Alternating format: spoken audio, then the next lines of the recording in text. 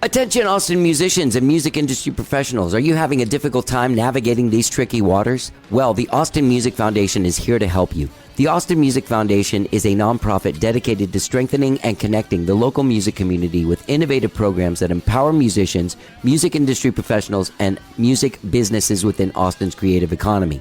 With expert panels, consultations, mentoring, and mixers, AMF's programs provide the necessary tools and opportunities to help the Austin music industry succeed. Now look, ever since COVID took over last year, everything's moved online. The consultations are online. They're at no cost to the artist or to the music industry professional. Just go to austinmusicfoundation.org. That's austinmusicfoundation.org to find out how they can help you. Austin Music Foundation is here to help. Let's get down. And you may ask yourself, well, how did I get here?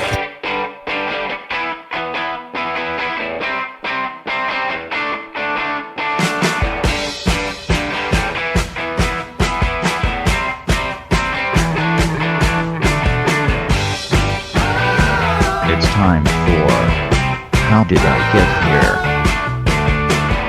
And now here is your host,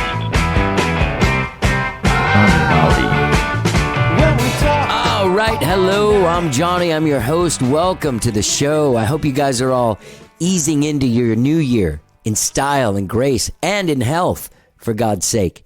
We got this crazy, man, this is the virus that never quit, baby. Imagine a couple years ago, we're sitting here talking. I'm like, yeah, I'll just probably be doing these things on Zoom for a couple weeks and we'll go back to normal. That was in 2020. It's 2022, man. Things are nuts.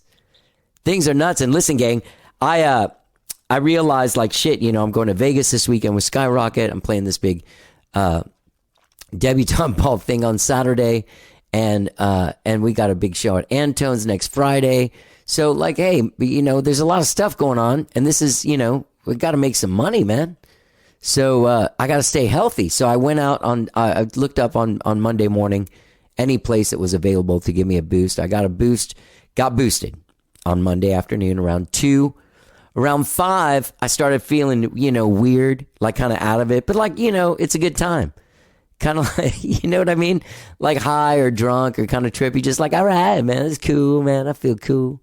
And I was feeling cool. Woke up Tuesday morning. It was like the end of the world, dude. I had chills. My joints all ache, like my knees, my elbows, my shoulders, my fingers. And was just super out of it all day. Tried to take Rosie to the park. The dog park. I just didn't make it there very long. I had to come back and ended up sleeping really. I mean, I don't even know how much, a lot. Woke up a couple times. I had to change out of the clothes I was sleeping in because I was both shivering and freezing with chills, but also just completely drenched in sweat. So I woke up Wednesday morning back to normal. But man, that booster kicked my ass. And I'm glad I took it on a day when I didn't have much to do. Oh, there was some stuff coming out though this week. The Austin Music Foundation's Artist Development Program, our singles from the record that I told you guys that we were making back in November, they're starting to drop and they're going to be available on Bandcamp in the next couple of weeks. I'll let you know when they are, but you can go check out kutx.org and look up Song of the Day. And Pleasure Venom had a song on there. Quentin Arispe had a song on there, or Quentin and the Past Lives had a song on there, and Natalie Price all this week. Next week we're going to have even more. That's right. Anastasia Hara they're gonna play an Anastasia Hara song. They're gonna play a TV Temple song. It's gonna be great. It's gonna be a good time. KUTX.org.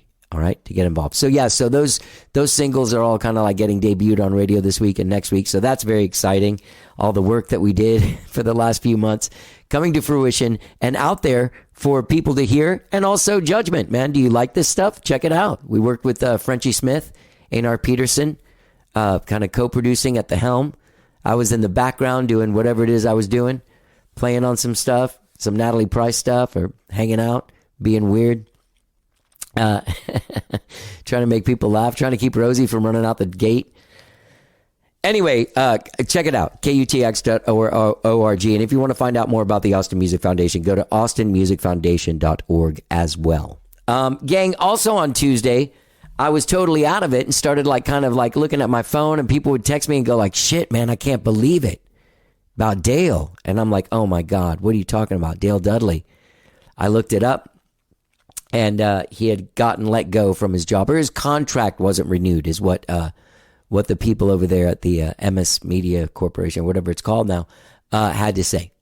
And basically, they kept the rest of the guys from the morning show and didn't renew Dale's contract. To me, that's getting fired. So I was sad to see my dear friend go. If you listen to the show, you know that he's been an important part of the show. He was an inspiration for the show. When I first started listening to podcasts and thinking about, like, man, I wonder what I would do for a podcast. Dale put out like one episode of him just in his house by himself before they did the Taint and Teabag podcast. This was like in 2011, like, over 10 years ago. And I remember being in my apartment and cleaning my apartment and listening to this podcast. And it was riveting. I can't remember how long it was now. To me, it was either, 30 minutes or 4 hours. I can't remember, but it was a good amount of time. It got very heavy. Dale just opened up and was just by himself drinking and talking. And it was intense. Inspiration for the show. Longtime friend of mine. I've been going on the Dale and Dudley and Bob show since 1993. And Dale and I have struck up a friendship. I'm friends with his wife, Amanda. Skyrocket played their wedding. I played the 30th anniversary at the Paramount. I was in the house band and sang a song. So, it's been a long, long time we've been friends, and his friendship to me has been very important. I've always been able to go on the show. He's invited me on many times, but also I've asked to go on, and he's always been open to it. My friend Scrappy Judd Newcomb and I in 2019 and 2020 made a bunch of music for them for their radio show, original music for their topics that they would go into, funny songs that we recorded and did for them. Anyway, it's been a long time friendship.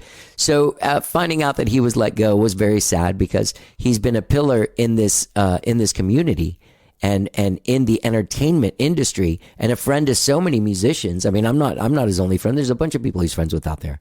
Everyone is Skyrocket individually, and the people, guys like Vallejo, guys like Bob Schneider, all kinds of people. He's got a lot of friends out there, and he's a great guy. Okay, so he lost his job, and I was sad. But what was I going to even say about it? But things go on. That's what I was going to say. Nobody really is a morning guy on a radio show for almost 35 years. Now, that's almost unheard of. So that record's been broken. And if someone at the radio station wants to go a different way, you can't really blame them. They've been doing this a long time. And at some point, they're like, shit, let's change it up. Doesn't change the fact that it's sad for Dale. Doesn't mean that now he's like, oh, shit, what do I do? But you know what? He's going to do great. He's a smart guy. He's been doing this for a long time. But I appreciate everything he's done for me personally. Oh, there was one other thing I was going to say. I remember when I started the podcast, he gave me advice about making sure that my personality was strong enough that people came to listen to the show for me and not just for the guests that I had on, which was great advice. And then one day he said to me, when I put out like 5 or 6 of them, he goes, "You want me to come on and double your audience?" And I laughed, and I was like, of course, that would be great. So he came on, and he literally doubled my audience. So early on, I owe a lot to Dale Dudley, and I appreciate him, and I appreciate his wife, Amanda. They've been great friends and very supportive of everything I've done this whole time. So that's what I'm trying to say. Thank you, Dale. Thank you for being in radio for so long. Good luck with all of your next endeavors, and I love you. All right? Gang, have I talked to you about the refreshing goodness of Guayaquil organic yerba mate? Oh, it is fantastic. They have a plethora of flavors, very many. I actually met this guy, Craig, and he was nice enough to slide me 5 cases over here, all the different flavors. Absolutely fantastic flavors. Today, I will be cracking open Guayaquil Organic Yerba Mate Enlightenment. Now, this is not a sparkling drink. Some of them are sparkling, some of them aren't, so I'm shaking it up a little bit. It's a 16-ounce can, and it only has 120 calories. Now, all these flavors are great. Let me crack this open here. Oh, yeah. Now we're talking. We're talking about Guayaquil Organic Yerba Mate Enlightenment. Oh, this is delicious. A couple months ago, I was at the Bubble working on a recording, and they had a whole lot of Guayaquil Organic Yerba Mate in the fridge. They're like, hey, man, take it. They had all the different flavors, so I started trying them. I'm like, man, this is delicious. So I ended up touching base through my friend Scott Collins. He hooked me up with the gang over there at Guayaquil. I met Craig. Craig was like, all right, yeah, man, we'd love to support the podcast. They brought me 5 cases. I love to support this great, great company. You know this can, it's in the yellow can. You can find it wherever the energy drinks are, at like 7-Eleven or your convenience store, wherever you get your energy drinks. Absolutely fantastic. It gives you energy, right? But it doesn't like get you all, jacked up to the point where you're shaking and sweating and then you crash really hard. This gives you a nice mellow energy, something you can deal with, something to get you through the day without the crash. Guayaki Organic Yerba Mate, this enlightenment is absolutely delicious. They have all kinds of flavors. Check them out. Gang, I have a great show for you today. Zack and Dani Green, the couple that fronts Nashville born and bred alt country 5-piece, Birdtalker, are my guests on the show. Now, Birdtalker just released their second LP in October. It's self-titled. It's called Birdtalker. But they have had an incredible career since they started playing in 2017, and they released their first album, One, in 2018. They have a single, Heavy, that has over 80 million streams on Spotify alone. Crazy. They've debuted at the Grand Ole Opry and also returned there and played again just this past December. It's really, I mean, these are really amazing feats, right? They just played in Austin here at Antone's in November. And anyway, for a band that had done so well between 2017 and 2019, I was really fascinated to see, like, wow, what happened in 2020? Well, in 2020, they hunkered down and they wrote this amazingly beautiful record, the self-titled LP, Birdtalker, just came out in October. Fantastic record. Great songs on there. I'll play the song Better Days on there. So I guess without further ado, please enjoy my conversation with Zack and Dani Green from Nashville alt country 5-piece, Birdtalker. Let's get down.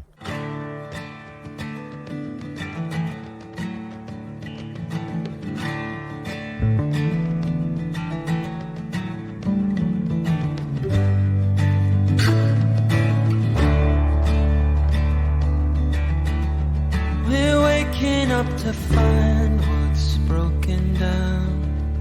Is there truth among the wreckage that I forgot along the way? I know that I can't stay. Yeah. So yeah, basically what I was saying is that here you're a band that lives in Nashville. You played the Grand Ole Opry twice, but then I noticed not just your sound in general isn't like traditional country or what one would expect at the Grand Ole Opry stage, but there's a song called Taking Control specifically that to me sounded more rooted in Devo than Bob Wills. See how I changed the reference? Yeah, Oh, very nice. Yeah. Yeah, and thank you for those references. Yeah. That one's certainly not a Patsy Cline song, like you said.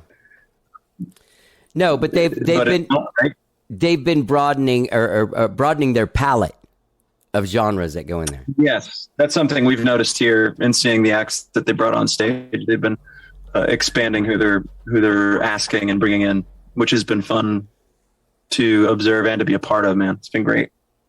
Well, your record is fantastic. Your self-titled LP. Thank you. Yeah, it's really, really good, man. This is do you guys write together? Is that what happens here? How do you guys make this music? Yeah. Yeah, it fluctuates. This project, I sort of holed up in our second bedroom for several weeks and really wanted to reconnect with the stuff that I like now. Like, what do I like now? What sounds do I like now? What tempos do I like now? And I just sort of, in a flurry, made a bunch of demos and presented them to Dani and to the band. And she wrote a majority of the lyrics on this record. I wrote a couple songs, but it was a little bit different in years past where we would collaborate a lot more on the structures and the melodic arrangements. So this one musically has a heavy hand of mine on it, but content wise, I feel like you dug into yourself quite a bit. Yeah. So we wrote it together, but not in a typical way, I guess, that you think about writing a song with someone. Did you write these songs during the quarantine times, the 2020? I don't know what to call it because the pandemic's still going on, but there's Right. Yeah. Yeah, most of them. There's a couple stragglers that were older songs that we carried forward onto this project, but yeah, the bulk of them we wrote last year in 2020. Is that where songs between March. like Better Days and The Dream and stuff like that kind of come from? Yeah, yep. Those two are from last year. For sure, yeah. What was your what was your general sort of like, were you trying to write music to reflect what you were going through or to push hope out into the world? Because I noticed there's a couple different styles of 2020 songs. Yeah. Like documentary songs, and then they're like songs of like a better day is coming kind of thing. Right. Yeah, it's funny. Like, I think Better Days really has that. It's a little bit of both. It's a little bit of digging into the feeling, and then also, trying to have an optimistic take on it. So yeah, I think that comes down to like a personality difference between Zack and I. Like, I certainly at the time was feeling a lot and really just wanting to write songs about the feelings. And then Zack has this way of always wanting to kind of lift the situation and shine a little light on it. And that's something that I sometimes find really frustrating, but most of the time it's something that I really need in order to balance me out. So, yeah, there's a little bit of both, but I know I tend to lean into just like be honest about the feeling, Yeah, and I would say, I guess your question was, is it for the people or is it from our brains and our feelings? I guess was sort of the duality question you asked. And I would say the answer to that is the songs that I've written, and I don't need to speak for you, I guess, but I really try to avoid writing for people. That starts to feel kind of slimy to me in a way that maybe is a little bit silly, but You mean like writing for another artist? No, writing for our listeners. Right. Writing for an audience. Sure. That starts to feel really manipulative and strange. And I've been in that headspace when I've been trying to get in touch with creativity. And it more often than not just falls so flat and it's so uninspiring. So, yeah, so I'd say that song, specifically Better Days, like Dani said, is the balance between our of two tendencies we have. One is for me to be sort of belligerently optimistic and hello, my friend. Who's that? That's Rosie. Hey, Rosie. Rosie's decided there's an enemy outside. Well, thank you, Rosie, for warning us. But yeah, for me to be the optimist and for Dani to sort of dig in and engage the more unpleasant feelings, I guess, is how I've learned to quantify them, even though they're important. They're just as important. Right. So yeah, I'd say that's the answer to that. Yeah, but it's been, I was, when I was going through like the history of your band, you hit this amazing stride with this song Heavy that kind of like connected. And then you were really moving and grooving. And when everything shut down, was that just like a kick in the stomach? Because it's so hard to get to a point for anyone. And you guys, you know this, we all know this.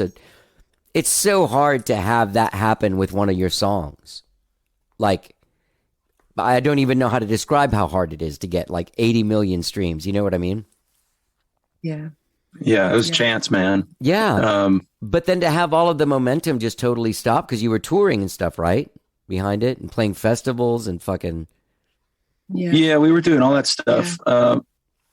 Strangely enough, we had we'd received an offer for essentially a hedge fund to purchase our back catalog, and it was a number that was attractive enough to really consider it, and we ended up going through with it. And so we had actually planned, that happened in 2019, so we had planned for 2020 for us to kind of hole up and write a new record. So when the old sickness came, it was already aligned for us to do exactly what we had planned. We did not plan a tour for that year. we didn't really plan anything except for creating a record, recording it, getting it mastered, finding other missing parts of our team. We had just transitioned through to no management, and we're looking for a manager. And so yeah, a lot of clerical stuff happened in 2020 for us, which we feel a lot of gratitude for in hindsight. It was a good time to get that stuff done. Yeah. Yeah, it was like a restructuring year, it felt like.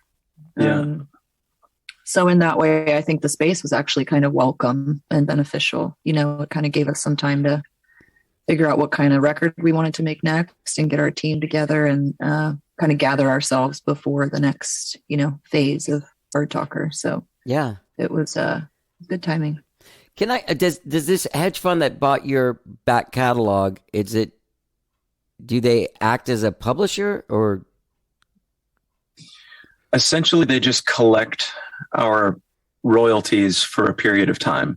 I think it's 20 years is the contract for us. So they bought I think they did buy our publishing too.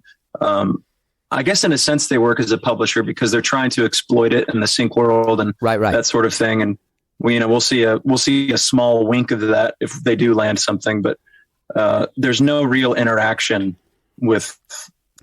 besides the transaction that took place. There hasn't been really any interaction with that company that purchased our catalog. Okay. So I've never actually had a publishing deal either, so I can't really speak to that out of experience. But it's been pretty hands off. Yeah. Overall, a lot of gratitude that it afforded us the ability to take some time and pay ourselves our way through 2020 when we didn't have any other income. Yeah, it was amazing. Yeah. Do you guys have kids or anything? They have 4 legs and hair all over their body. But yeah, we've got a dog, a cat, and we started this year with 9 chickens, I think, and we're down to 5. So it's been a hard year. Yeah, one was a rooster, so we had to get rid of it. We can't have it in our county because of the cockadoodle doos. Oh, really? They got canceled. One had. Yeah, got canceled. Yeah. One ran away. One got its throat slit by a raccoon. And then I don't know what happened. Raccoons wield knives out there?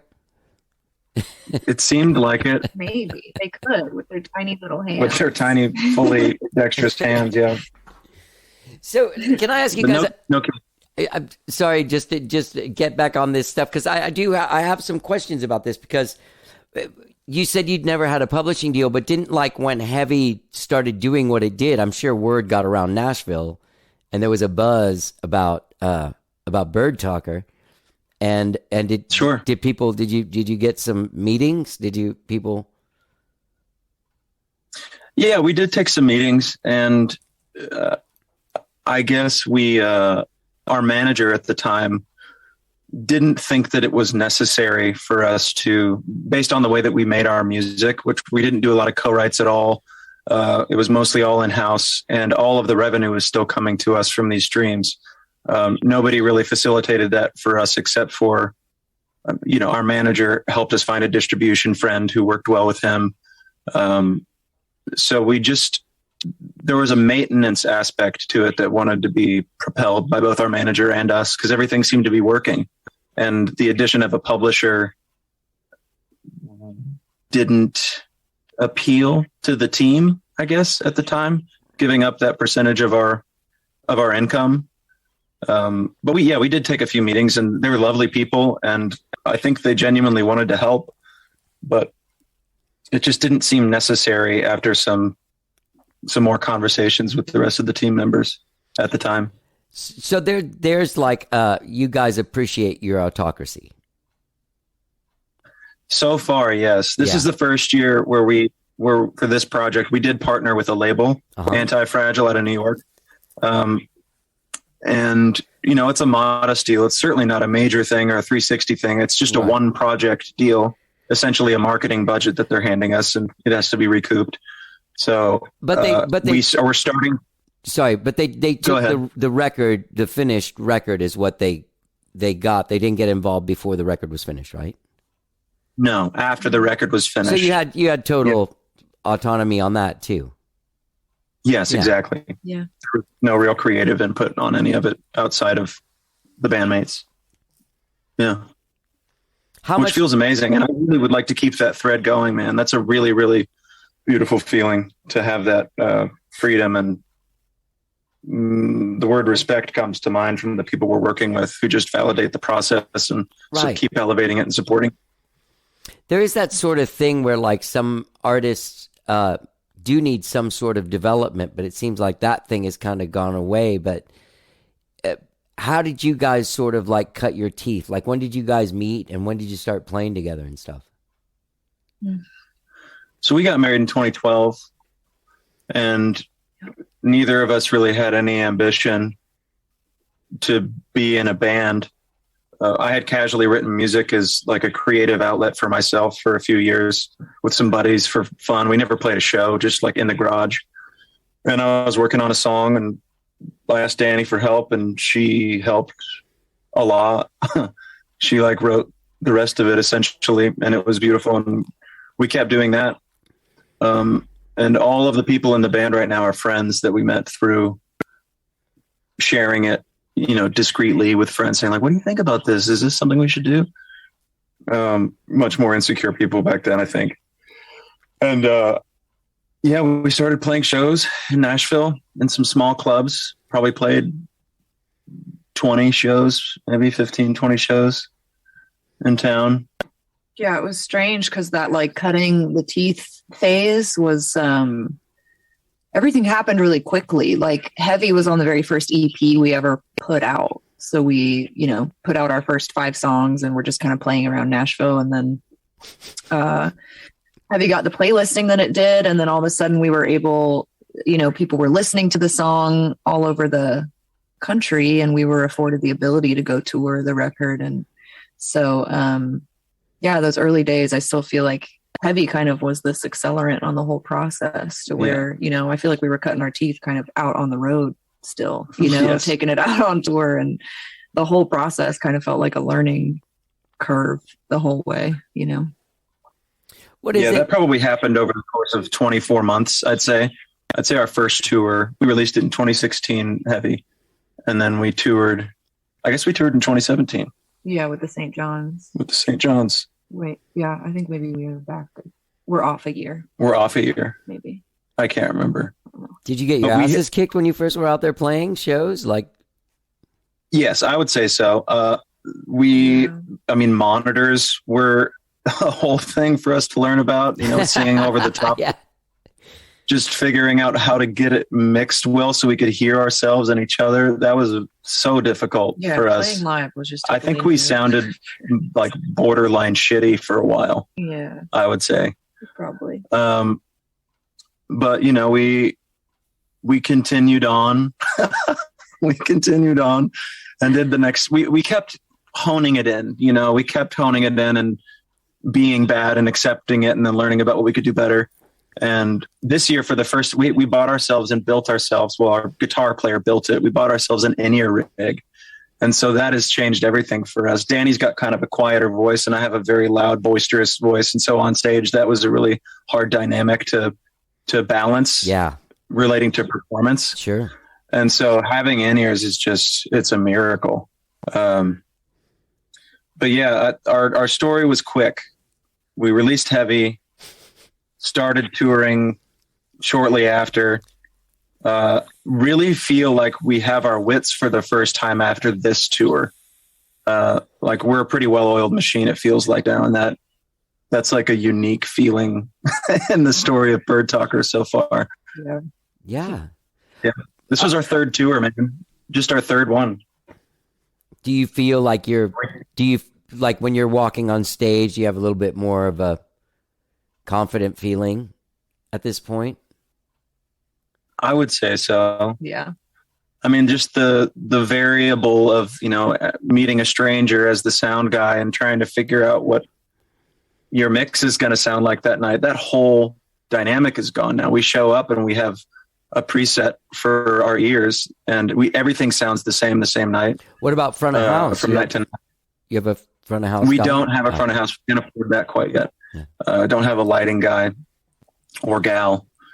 So, piece by piece, I think that honing in the live show and making it sound as best as possible was primary for us. And the next step hopefully is like a TM front of house guy once we get our streaming revenue back up. Yeah. You guys played here in Austin at Antone's?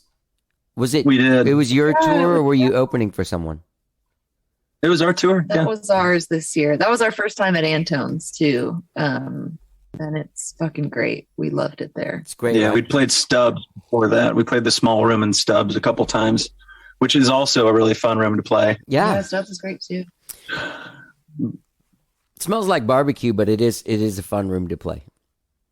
Yeah. Smells like and tastes like barbecue It does for sure. smell like barbecue. Yeah. Yeah. That's what I always. That's always one of my things. Like when I leave there and I get in the car, I'm like, oh yeah, me and all my stuff smells like barbecue. We smell like meat. Smell like cedar chips. Dude, the house guy there, this guy Dani, that guy's been there since 1999. Are you at Antone's or at Stubbs? No, at Stubbs. Danny. This is blonde dude. His face is gone from my brain. I'm drawing right a now. blank on the Antone's house guy, but he's really nice. The glasses guy. Yeah. Yeah, he was cheeky. He was fun. Right. Yeah. He was silly, but very talented. Mm-hmm. He's a young guy. He's probably, I say young, he's probably in his 30s, it seems like. And then, what was the dog's name? And then that I remember. That What was dog?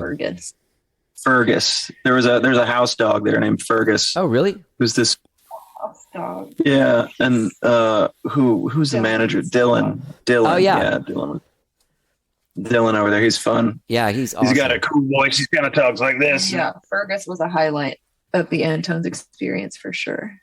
I love that place. Hey, who produced your first record? One? It was co-produced with the engineer, and the engineer's name is Dylan Aldridge. And you guys?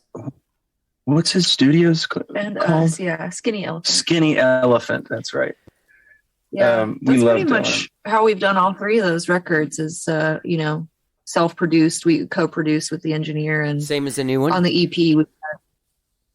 Yeah, same thing on this new one. We co-produced it with our buddy JD Tyner, engineered it, and he actually did the same for the EP. We recorded the EP with him, so that was kind of cute to go back to the beginning and do it all over again with him in this new way. But we've never worked with a producer per se, like somebody besides the engineer being in the room with us as the band. Yeah, it's always been through like relationships, and we kind of just collaborate with whoever we're working with. That's cool. That's a fun way to work. Like the creative think tank, you know? Mm-hmm. As opposed to under someone's rule. Unless that person's I'm super open fun. If that person's a good hang, I'm super open to that idea of having somebody steer the ship and me sort of fall in line to a vision of somebody whose work I love. Yeah. Working as co-producing a record it just means I guess you do the same thing with a producer too. Everybody was generative with their ideas and their structures and arrangements and all these things. So we'd try a lot. And I think that we had a pretty good dynamic of landing on the thing that sounded best, not just because somebody's voice was loudest, which that's also a skill set that we've honed in a little bit more. It's just an openness to idea and exploration, but landing somewhere where we all feel some resonance and alignment. Right. Yeah, I think we've gotten better at that, and that creative collaborations felt more and more satisfying every time we do it. Yeah. So that makes me want to keep doing it that way, you know? So yeah, it's kind of our MO for now. So you just finished this tour. What happens in 2022? Good question. Yeah. That's a good question. We don't know. We want to, there were a couple holes in the tour routing, like we didn't hit the Midwest or the Southeast. So we're going to tour a little bit more, make sure we hit the rest of the country, maybe go up to Montreal and Toronto. and hopefully play some festivals over the summer. If we can grab an opening slot on another tour, we would take that, but probably less touring next year and getting back into the studio to make whatever the next project is. Kind of the loose plan. Yeah, it's a loose plan. And we haven't really done that yet. We haven't gone out with an act that's, playing 500 to 3,000 cap rooms. We're still playing the club circuit. I think the highest cap room we've played was a concert series at an opera house in Aspen, but it wasn't because that was on our tour circuit. We just got asked to play that. Right. Everything else has been 200 to 400 cap rooms.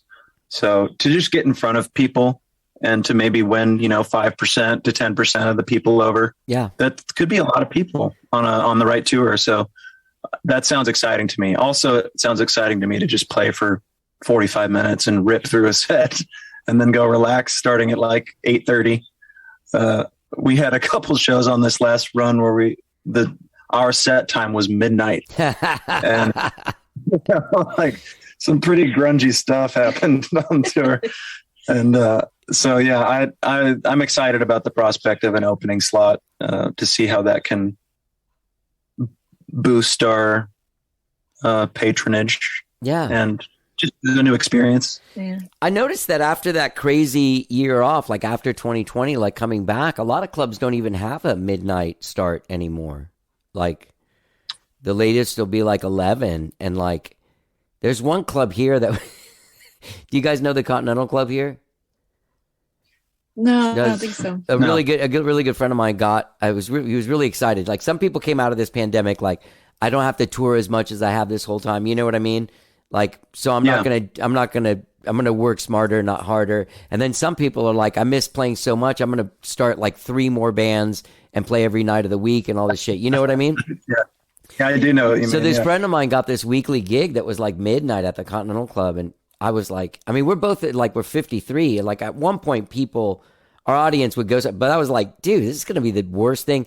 Dude, there was like 3 people at every show. And then dude, he moved it to like 9 the next month and it was packed again. But like, it seems like that midnight thing is kind of a post quarantine era. It's kind of gone by the wayside most places. Right. I wonder if we all got used to being able to get more rest too over the last year. I certainly feel that way. I'm a little less inclined to go out and thrash late into the night because I realized how nice it is to go to bed. Yeah. Yeah, I'm trying to think where those sets were. New York City, definitely. We had an hour-early show in New York City, and that was at midnight at Mercury Lounge. We were the late show. Yeah, second show at Mercury. That was tough. That's tough. That's a fun room to play, though. Oh, yeah, it's great. It was rad, and we had a great crowd. It was really, really fun and exciting once we got into it. But yeah, long night for sure. Long night. I think we got to our hotels at like 3:30, maybe, and then had to get up fairly early the next day to go to Boston. It was, Yeah. Tour, man. How long were you guys out? 2 months or a little over 2 months? Right around 2 months. It was about 2. Yeah. We had a little space off in between. We came home for about 8 days, but the last chunk we were out for about 32 days, I think, in a row. Which to a lot of people that doesn't sound. When I say people, I mean a lot of acts do more intensive touring than that. But for us and our preferences, that was, we all have homes and pets and families, and it's just. For our preferences, that's a long time to be out. Yeah. So we're glad to be home, sort of settling in. We have a show in Nashville tomorrow. It's our last show of the year. I saw that. And the last one that's really planned right now. And so that's exciting. That's sort of like the period at the end of the sentence for this year for Birdtalker. I feel like I'll actually be able to take some real inventory and relax after about 11 p.m. tomorrow night. Which I'm looking forward to. Also looking forward to the show, obviously, friends, family, a fun venue. The venue that we're playing is in a complex of 2 other venues called the Cannery Row. Oh. And they're closing down. So that was a place that we cut our teeth, was at the High Watt and at Mercy Lounge. And we never played Cannery, but that'll be the last show we ever play there, which is also kind of special. I think I know the place you're talking about. I think I've played You probably do. I bet you have. Yeah, it's definitely a staple on the live music scene in Nashville. It's many shows all of the time. And I feel like the rest of the time I've only played at that 12th and Porter place. 12th and Porter? Or 3rd Yeah. and... Is that there? Is it there still? I don't know. I think it might be gone, 12th and Porter. But yeah, that was a cool venue too. I liked that venue a lot. That room was great. Man, I bet tomorrow night's going to be a great show. There's always that feeling. I tried to write on a tour, like really try and write a record, because I felt like what would happen when you'd come home from tour is you stop playing for a while. But really what you need to do is that's when a band should be recording. If a band is like a band, you know what I mean? Like, because you're so fucking good after, at the end of a tour, you're just so good. Like everyone's firing on all cylinders. Yeah. Yeah, I think that I feel that after this tour, I think more than ever before, because we were able to kind of like keep our energy moving on this tour. I think because we were better at it. And so the whole thing was smoother. And so, yeah, I really have this sense now that we're home of like, we really took in a lot of energy and inspiration during those 2 months. We played the shit out of this music. So I feel like we're definitely at home now with a sense of like momentum having been built. And it really does feel like we should, do what we can to like keep that alive and keep writing it and kind of let it flow into the next thing. Yeah, I imagine once this show is over tomorrow, we'll all be happy to enjoy the next couple weeks of holiday time, whatever that means for us individually. And then, come January, at some point, I'm sure we'll start getting into a room together and seeing what happens with those chops that we've built up over the last several months. Because it does feel good to play music with people who are in the pocket. Yeah. And we've been in the pocket, which has been really, really lovely. So, yeah, I'm super curious what's going to happen and even what it's going to sound like. Because, like I said, this last project was a lot of my sensibilities. And we haven't really gotten into a room where everybody's collective historical influence is present to create an arrangement. So that's some new territory for us as a band to explore, which I'm excited about. So those demos that you were recording were fully flushed out, sounded like a band, like there's guitar, bass, and drums. I mean, it sounded like a band as much as Logic samples can sound like a band. But yeah, it was percussion parts, it was bass, it was piano, it was I built it out pretty good, background harmonies and such. I have a question for you guys. I'm thinking about this now. Like, what were you gonna do before music? Like, what was your life trajectory?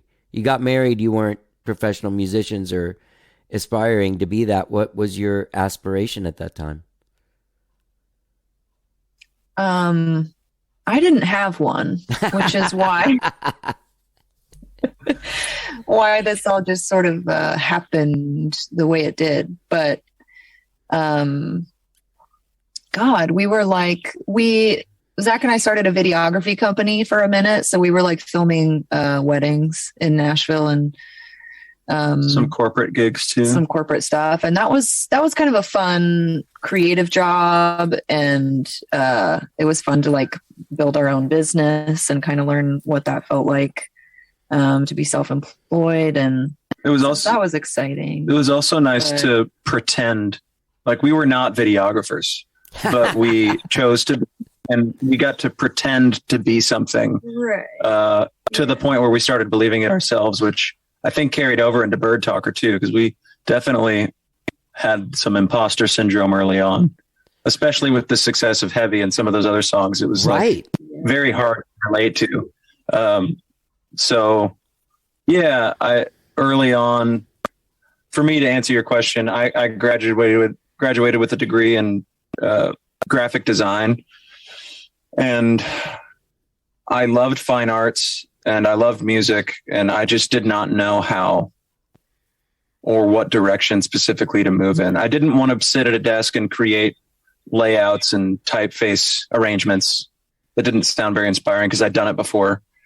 So I didn't really know. I didn't know where I was going to go. And so what happened was exactly right, I suppose, up until this point. Yeah. We just sort of reacted for a while. We feel more proactive now, but we definitely reacted to circumstance and input from other people and just kept following this. But no real, as sad and strange as it sounds, no real ambition early on. I knew we felt magnetized to each other, and that was about all I knew when I was in my early 20s. That's awesome. But we figured it out. Lived in a house with roommates and a government subsidized apartment, and we figured it out. Were your families like worried? They didn't present that way, Probably. but probably. Yeah. You had a little more empathy on your side, probably because. Yeah, like my dad moved our family down to Nashville to write songs right before I was born. So I grew up like watching my dad make that dream come alive for himself. And it's funny, it was like a running joke in the house, you know, because he had to work, I think, like 13 years before he had like any real success with any songs that he had written. And he was, when I was a really young kid, he was like writing songs during the day and delivering pizzas at night. And it was kind of this long, hard road for him. And so he would always joke growing up about how being a musician wasn't like a real job and I should probably do something else, you know? So was he even though it was a joke. Oh, sorry, go ahead. What? No, go ahead. Well, yeah, even though it was a joke, I think it sunk in because I never really thought about a career in music. I didn't think of it thought of it more as like a hobby and something I enjoyed rather than a career path. So yeah, I think my family definitely recognized that period of, you know, trying to start some new career in the arts. And like, it takes a long time to cultivate and kind of bring it out into the world and turn it into something that can like give back to you, you know, and actually help you thrive. So I think they were probably concerned in some ways, but they also understood it. And I think they could see that there was something in it that really just kept pulling us forward. And so, yeah, we all just kept the faith, and here's something happened.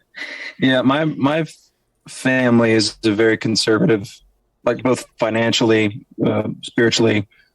And I was very surprised pleasantly with how they engaged my ambiguity and my vocation. They just basically, they said, as long as you're paying for the things that you need to pay for and you're not going into strenuous debt, right? Like we support you. Yeah. And yeah, that felt very empowering, I guess is a word. I didn't sense fear or stress from them about me. Right. I think they thought I was responsible, which made me feel responsible even more than I already thought I was. So I wanted to be a good steward of that belief. And yeah, so I feel really glad to say that out loud. I actually haven't thought much about that. That's nice. Thanks for that question. Just the idea of feeling supported by family and the uncertainty of this line of work. That's nice to reflect on. Yeah. I know there have been times, I mean, I know there were times when I knew when I left a room that people were like, oh my God, that poor guy, what's going to happen to him? You know what I mean? I have like half of my family is like this family of doctors. And so it took them a long time to realize that I had the same dedication to what I do that they do to what they do. And then everything became cool. But there was a weird time. My grandfather, he lived in Houston and was a doctor, and he had a friend that worked at Enron. Do you guys remember what happened to Enron? Oh yeah. So Yeah, in the early 90s, he was always like, I got that friend, at Enron. Can get you in there. You start off making really good money. Yeah. Anyway, Yeah. Well, so as far as like the song Heavy, because I'm kind of fascinated with this, like how did it get so many eyes on it? Like where did it, I mean, it's a great song and it deserves eyes on it, but there are many great songs out there that just can't cross over that 5,000 mark, Yeah. I would say a large piece of that puzzle was relationships forged before we released it. Our manager had relationships with playlist curators at Spotify, and he pitched the music. Obviously, we didn't pay them anything, but they liked it enough to put it on a couple pretty key playlists with a lot of listeners. And once that happened, the organic growth of it was also very real. Like the reason it got put on more playlists was because it was saved and shared so many times. It kept perpetuating the plays because it kept getting saved because it was and shared and added. Yeah. It's a good song. It's a really good song. I also think there was more hype around playlisting at the time. Yeah, in like, 2016. I think playlists were still kind of like new and exciting, and there weren't as many of them. Yeah. So I think there were a lot of people listening. Right. Whereas now, like tons of playlists, and it's less of a thing. But yeah, I think it was just the right moment where we got enough ears on it and people engaged with it enough that, I mean, honestly, the numbers still don't make sense to me. I have no way of understanding it or explaining it besides that. But yeah. Did that translate to a lot of audiences, like good, solid audiences around the country? Yes and no. Yeah. It just depended on where we were geographically. I mean, people showed up everywhere we went. Right. Which means something. Yeah. We also, I think the first large show we played outside of Nashville was Denver. And we had, about 100 people show up our first show there. And we were sort of blown away. Yeah, that's that a lot was of possible people for your first show in a market that you've never played. It was a lot of people. But then on the same tour, a few days later, we were in Boise and we had 2 people buy tickets. And the only shirt we sold was from somebody who said their son liked birds. So, a lot of opposite ends of the spectrum of this experience. It had nothing to do with the band. It was just that there was a picture of a bird on it. They just said the word bird. Yeah, that's funny. Did you guys do any kind of like radio campaign for it or anything? We kind of did. We hired a guy named Paul Brown, who's a lovely man and is working with us now to work AAA and non-com. And I think the reason it fell flat was because we had no story underneath it. Like none of the smaller local radio stations had seen it or heard it and supported it. We didn't run like a ground level foundational radio campaign. We just went right to a higher level of radio. Right. And I think that it just didn't work because there was no story. Right. Except for, the number of streams we had. Nobody knew who Birdtalker was. Fucking playlist. Or a playlist on Spotify that can come and go. There was no real story. So yeah, we just started a radio campaign about 8 weeks ago for, I think, Old Sob Story is the main song we're highlighting. And then Taking Control, actually, I think has been played a few times. We've gotten probably like 30, 40 ads across the country, which is amazing. And it's just it's the slow and steady build. But to circle back, we sort of had a radio campaign for Heavy, but we didn't really build underneath it enough for it to really make an impact or support us. Do you notice that the radio, when the radio is strong in a certain town, that do you find radio to be stronger than a playlist still? I don't know if we have an answer for that yet, because I feel Not like yet. our radio campaign was sort of just getting started around the same time that we went on tour this year. Right. So it didn't really play into ticket sales a whole lot, except I do remember one night that like there were two guys in the crowd that had heard us on the radio that day and decided to go buy tickets and come to the show. And so there was a little bit of connection with that. Hey, it works. It works. It still works, we were man. like, there it is. It worked. Dude, thanks, two new friends. Which But, is weird because since everything shifted so much, like you know what I mean? Like you don't. Totally. Yeah, I don't know what to expect from the radio play. And Right. maybe we won't know until next year, just because of like what we're saying. We just kind of started it now, so it's something that we'll probably build and grow into. Well, Yeah, and that question lingers in the industry from my experience. yeah. Talking with other managers and talking with other labels and talking with business management, like how relevant is radio still? And that's not like a posturing question. It's just How does that Exactly. because the for listening to music has changed so much. How impactful is doing a proper radio campaign, Right. or touring going to the studios and like giving them a record, and making relationships? I know it's relevant for other genres of music. You know, definitely still for country radio.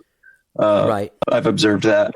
But for independent, like alternative artists, we don't really have any metrics yet for that, for our narrative. Right. And I know that question is still being held loosely by everybody around me. You know what I've noticed over like the last like 10 years, it used to be like you could go on the, I would hardly ever even go on the college stations here in town because we had access to like the major rock stations or whatever. And like at one point that was a fucking like sellout thing. You know what I mean? Totally. Like it would be huge for your show. And now I noticed that the non-commercial, like here we have KUTX and another radio station called Sun Radio.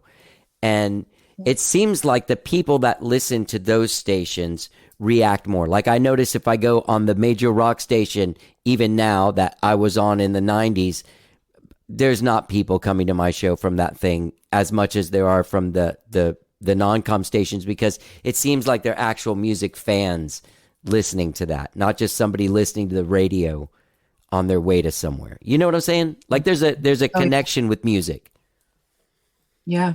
Yeah, absolutely. And there's definitely radio stations that feel more that way than others.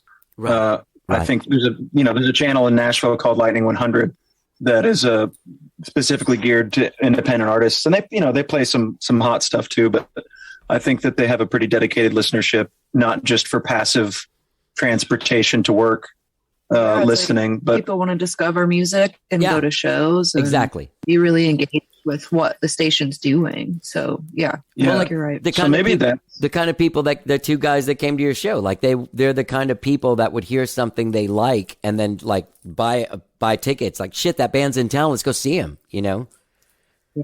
Yeah. It seems like it's hard to find those fans at this point. It's difficult. Yeah.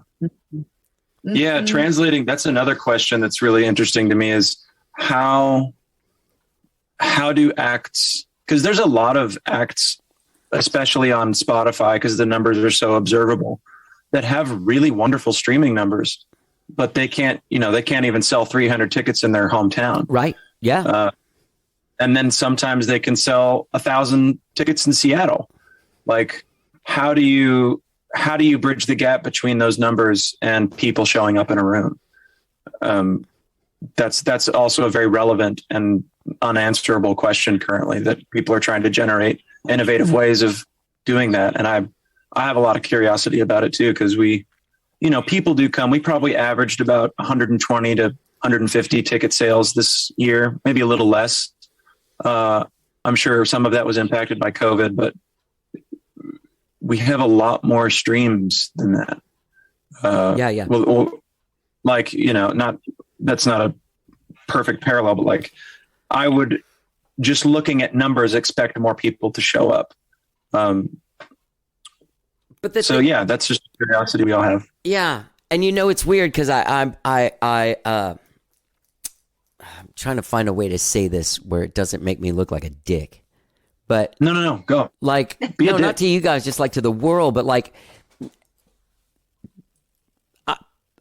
I'm 53. So like I started doing this when I was like 14. And so like throughout there was a point where like when I heard a song I liked, when I became engaged with music and like a consumer and a fucking fan, Yeah. I had to remember who that was, go to the store, use money to buy a thing, and then I had the thing. Sure. And then I was like, oh shit, I got it. You know what I mean?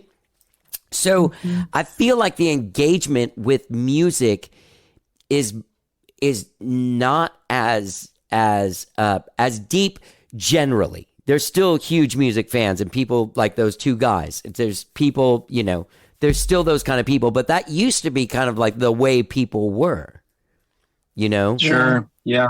That feels very true. Even in, you know, my less years, that feels true. Like the special nature of that kind of relationship with music that you just articulated, hearing something on the radio and being like, shit, what is this? And, you know, writing it down or committing it to memory and going to a music shop, buying a CD and like falling in love with that record and then going to see the show because you had that special line of experience. That's a much more unique storyline now. That happens as the exception to the rule, I think. Now where you're just, I mean, I'm guilty of it too. I listen passively to Spotify all the time. I listen to hundreds of songs all the time. And, you know, there's a moment in a song that otherwise, you know, maybe 10, 20 years ago, I would have been like, oh my God, who is this? But then I'm inundated with so much sound that it's just more of like a little momentary sparkle. I'm like, oh, that was nice. It's not like, who is this? How do I see them? Yeah. Because of the overwhelmingly, just the overwhelm of sound that is available with clicks and pops with my fingers. Yeah. So maybe it's just the climate. Maybe there isn't really a way to bridge it. Maybe it starts with the individual all the time. And like you said, the people who listen, who want to come, like those two guys do that. Yeah. But there's sort of a softness around the intensity of music listenership right now that is new in human history.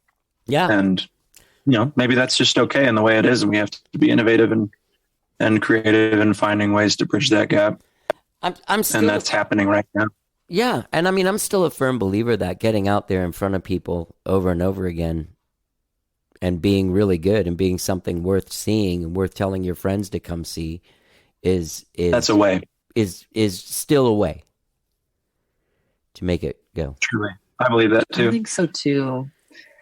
I think this tour kind of reminded me of that too. Just how powerful it is to like share music in a room. Yeah. You know? Yeah. All the music I consumed for the last 18 months was, you know, passively through Spotify or YouTube or whatever. And so there's real magic in being in the room and making music together. And I think there's reason to focus on that, you know? Mm-hmm. Yeah. So, God, yeah, who knows? Who knows how this goes? Who knows how it goes? Well, you guys made a great record. I don't want to get off that. Your self-titled LP, for those listening, is available now wherever people stream and download their music. It's really great talking to you guys, Dani and Zack. Yeah, cool. Johnny, thank you for your time, man. You too, man. Yeah, thank you for your time. It was cool. Of course. Hopefully I'll see you next time. I wish I would have known that you guys were coming to Antone's. I think I saw on that date I wasn't playing, so I would have been able to go. Yeah. Hopefully we come back and play Antone's again. That's what we would love. Yeah. Yeah. You guys South by Southwest? No. Any? Never once. We never have. No. But not this We'd coming like year. to. No, we're a little behind even in booking any festival dates or showcase dates. I'm curious if we're going to land any, actually. But no, we're not playing South by Southwest this year. All right. Well, it was great talking to you guys, and I wish you a lot of luck, and I hope to meet you in person someday. I really do love this record. It's really fucking great. You guys are a real great team. Thank Yeah. You're sweet, man. Thank you very much. Yeah, it was great talking to you. Yeah, great talking to you guys too. Take care. I'll let you guys know when this drops. Cool, man. All right. Thank you so Cool, much. Sounds See you, man. good. See ya. Nice to meet you. along the way. I know that That's Zack and Dani Green from Nashville, born and bred alt country 5-piece Birdtalker. Their self-titled sophomore LP available now wherever it is you stream and download your jams. Find them at birdtalkermusic.com. Great conversation, man. What a great conversation. I love that song, Better Days. You'll hear the rest of it as soon as I stop talking. Hey, gang, when you're out there checking out birdtalkermusic.com, don't forget that you can subscribe to this podcast wherever it is that you find podcasts, be it Apple Podcasts, Spotify, TuneIn, Overcast, Stitcher, all the places, new shows every Tuesday, every Friday. Sometimes I drop even more. And look out for some From the Vault episodes coming pretty soon. That's right, old shows. It's because we've been doing this for over 10 years, man. I got tons of content. It's out there. And if you really want to get involved with that, you can go to join the Podbean app, or get the Podbean app, sorry.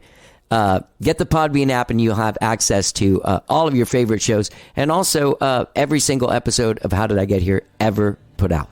All right, so check it out. Have a great weekend, whatever it is you're doing. Let's get down.